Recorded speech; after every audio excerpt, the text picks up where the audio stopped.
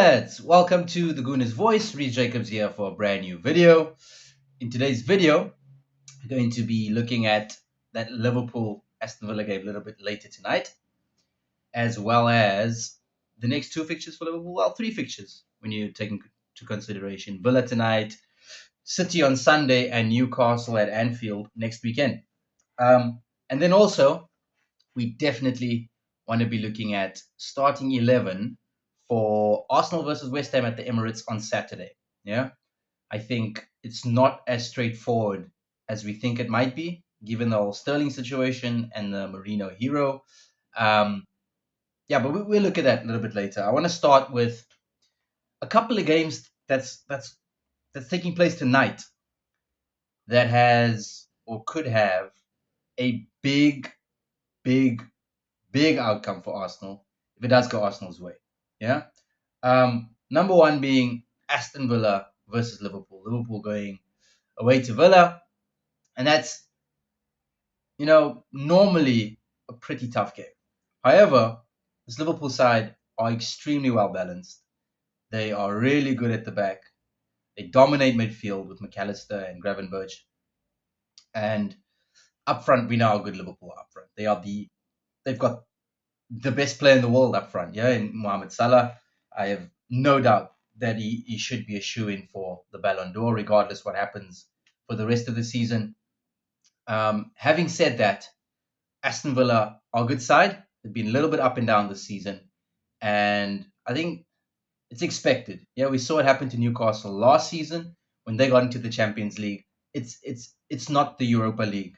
It's not the Conference League. Yeah, you can't be playing second string teams in the Champions League unless you've already qualified, which is not the case anymore. Yeah, with the whole group stage and the league table of the Champions League, the new format, you can't do that.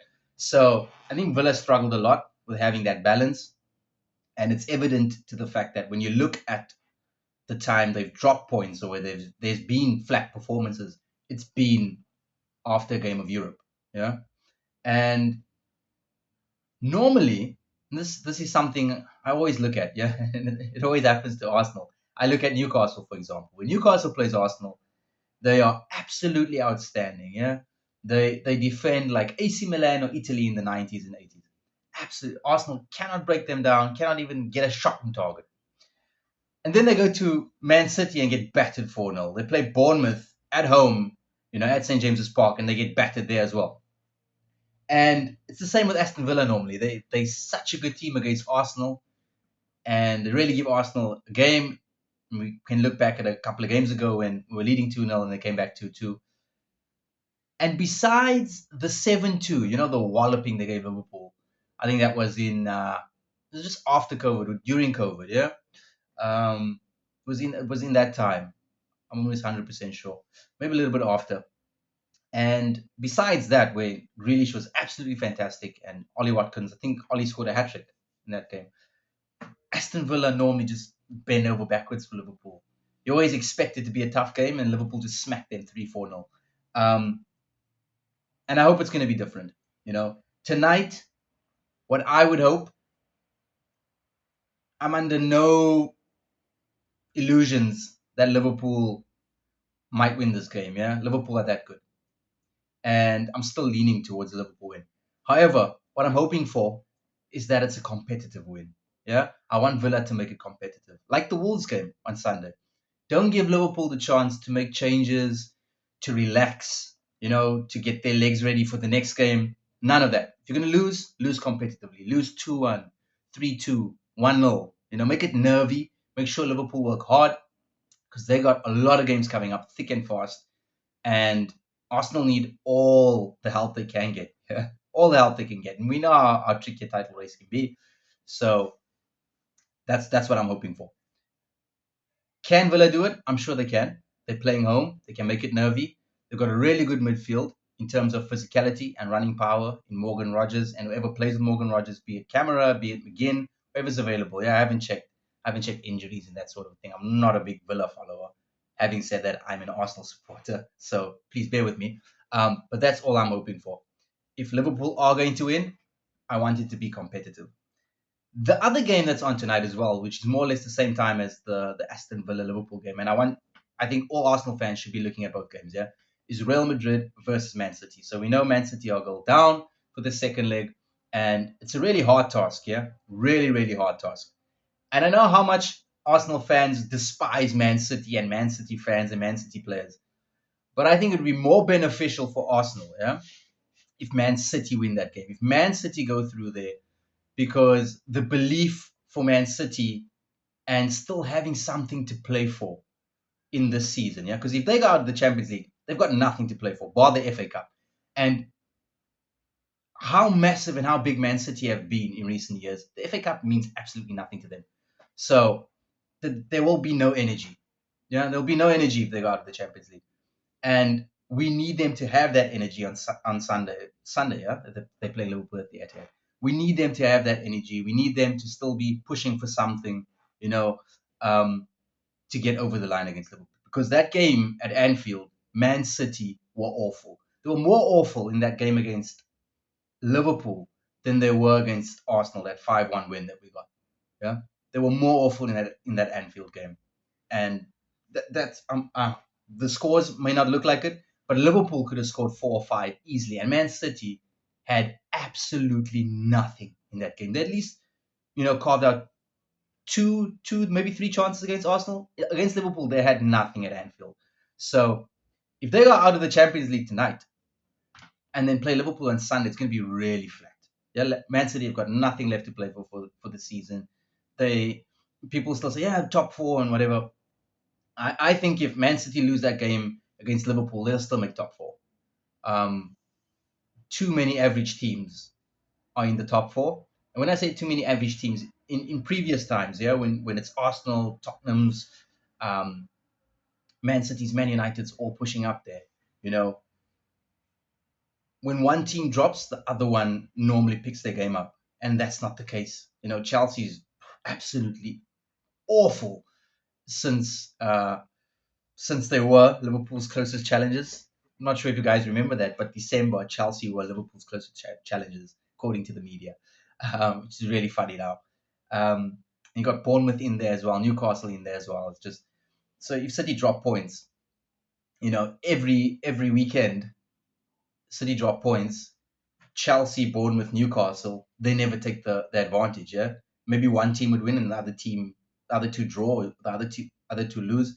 And with the whole ranking system this season, looks like top five would get you Champions League anyway. And there's just no way, especially with the signings now. Marmoush is a quality player. The youngster that's come in for Rodri, I forget his name now, but he looks quality. We'll take him some time to get used to the physicality of the Premier League, but against most teams, he's going to be good enough for City in that midfield. So I don't worry too much about City making Champions League. So I think City needs to win that game tonight to give Liverpool a real good game on Sunday. Yeah, and if Liverpool if Liverpool gets 6 points from this Villa game and that City game on Sunday, I don't see how they lose the league then.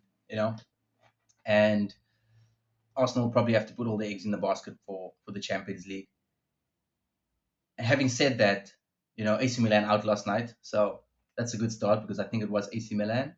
I think it's AC Milan, Feyenoord, or Juventus, and who's Juventus supposed to play? I can't remember. PSV, right? It was between the four of them that Arsenal could play, so we really eliminated one of the big boys um, in AC Milan. So see what Juve does tonight. But yeah, I think that's the route Arsenal have to take if Liverpool do get 6 points from these next two games. They are really tough games, but having said that, Liverpool have been outstanding this season.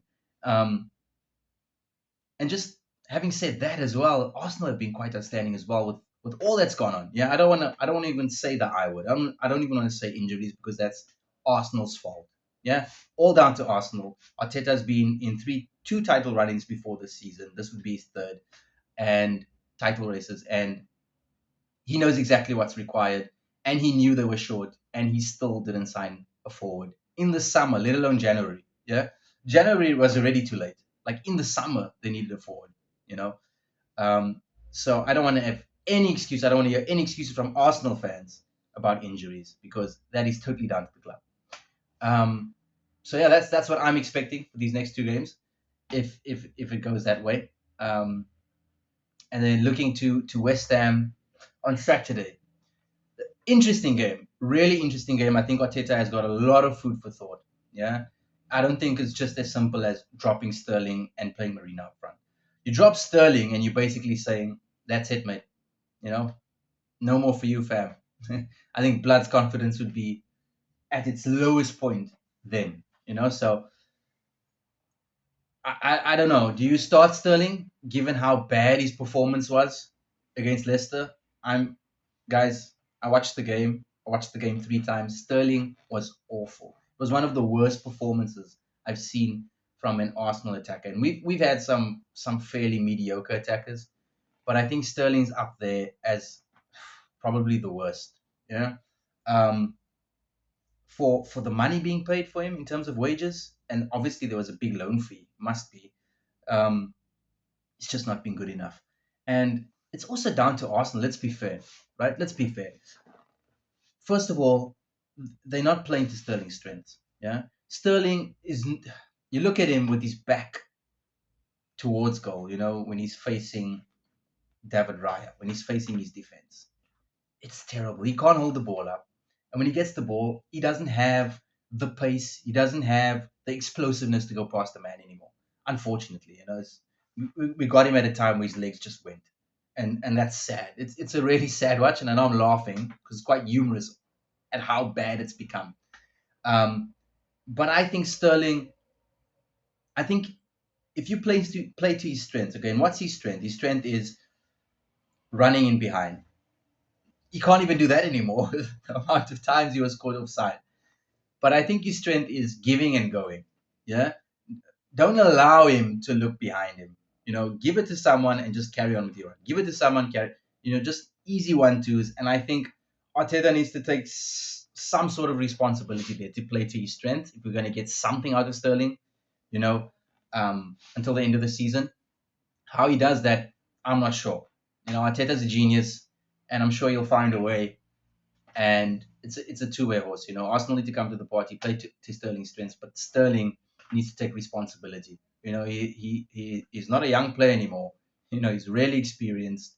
He needs to come to the party. He needs to help out. He needs to earn those wages. So yeah, it would be interesting.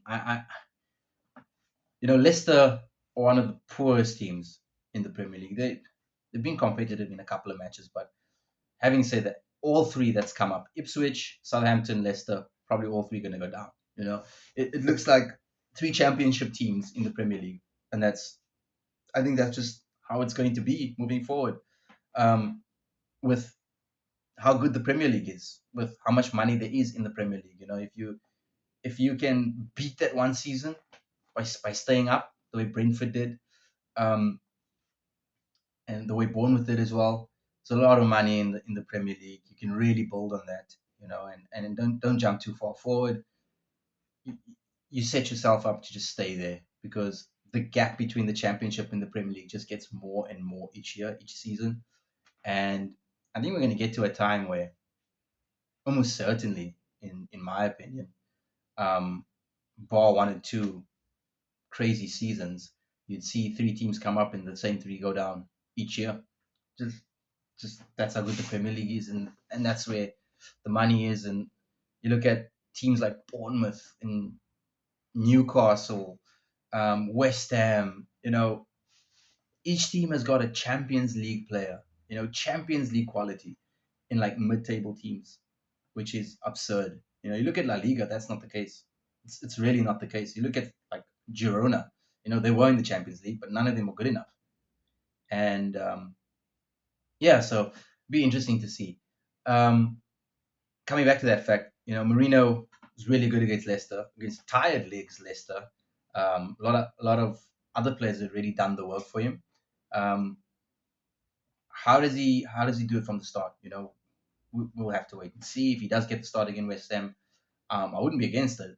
I'm under no illusion that Sterling should not start.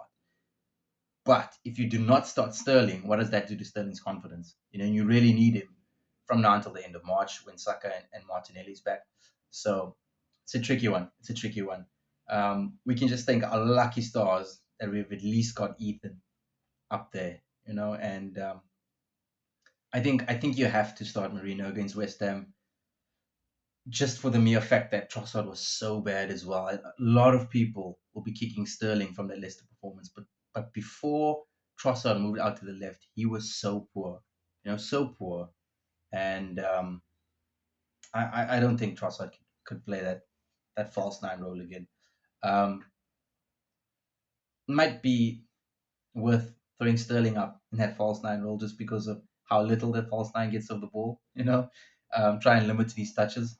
But yeah, it's going to be interesting. And like I said, have a look at tonight's games. I'll be watching both. I'll be watching Aston Villa versus Liverpool as well as Real Madrid versus Man City because I think they both tie down to into each other. If Liverpool have a tough game against Aston Villa and City have a really good game against Real Madrid, I think it gives it a raucous feeling on Sunday. City still have something to play for. Liverpool has been City's closest rivals for the past couple of years. Arsenal have, come in there in the last 2 or 3 years or so, but Liverpool have been their closest rivals. So still a lot to play for on Sunday. But it's all down to Man City, in my opinion. So yeah, that's it for today, guys. Love to hear your comments. Let me know what you think. Should Sterling start? Should Sterling, you know, get the kick? But yeah, until then, cheers.